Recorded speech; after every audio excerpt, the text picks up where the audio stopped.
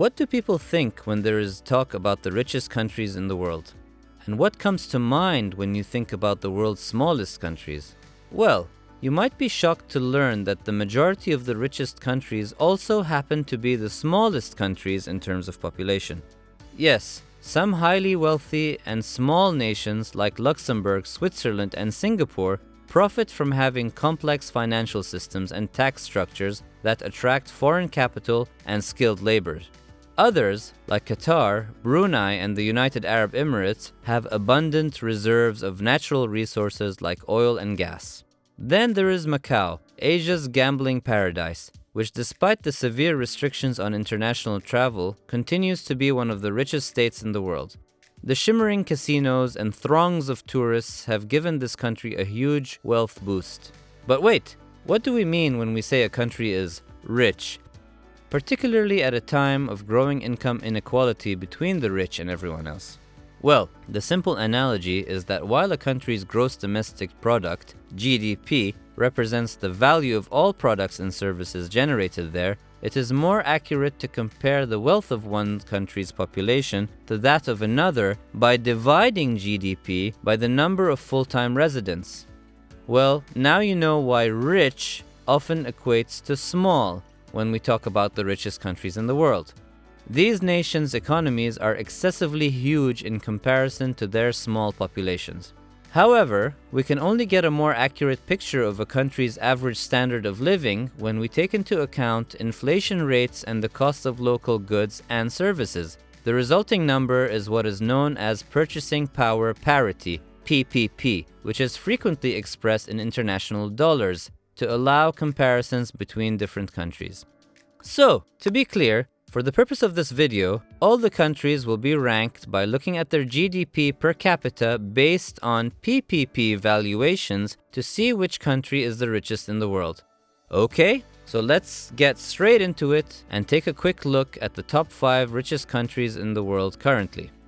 At number 5, we have Switzerland, with a GDP per capita based on PPP valuation of $84,469.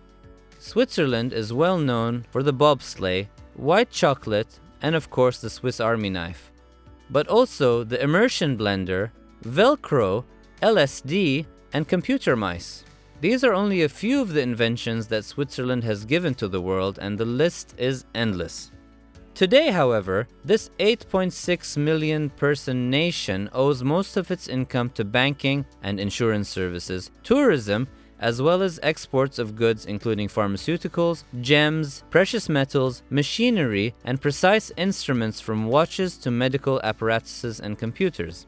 The fact that Switzerland has the largest concentration of millionaires in the world shouldn't come as a surprise.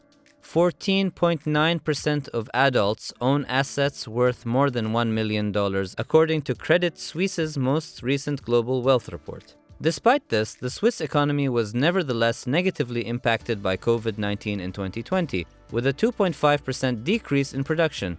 However, things could have been worse, especially when we take into account that neighboring Italy, Spain, France, and Germany all had contractions of 8.8%, 10.8%, 7.9%, and 4.5% respectively.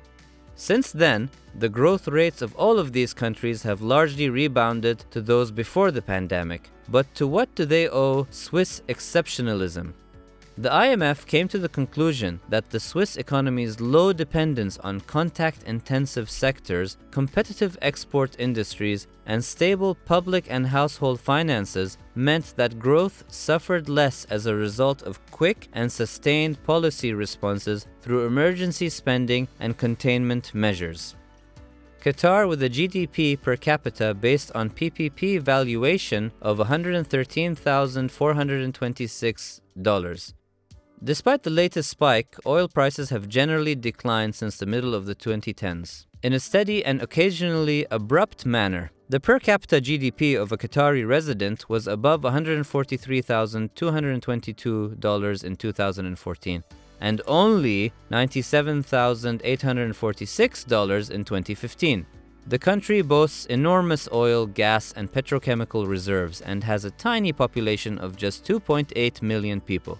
Qatar has consistently ranked at the top of the list of the richest countries in the world for 20 years.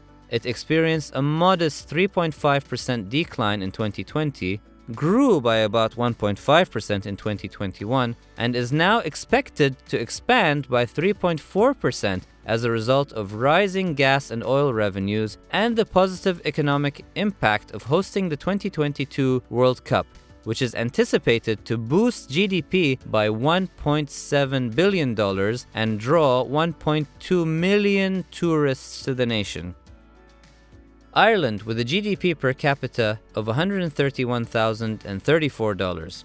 Ireland seemed invincible until lately. The Irish economy was booming as the rest of Europe was dealing with a variety of unpredictable situations, including the refugee and migrant crisis, trade disputes with the United States, and Brexit. It saw a growth of almost 4.9% in 2019, above the 1.5% growth of the Eurozone as a whole. It would be reasonable to assume that COVID changed that. However, Ireland once more surpassed all predictions as its GDP rose by 5.8% in 2020 and by a staggering 13% in 2021. Although the forecast for 2022 is slightly more conservative at 5.2%.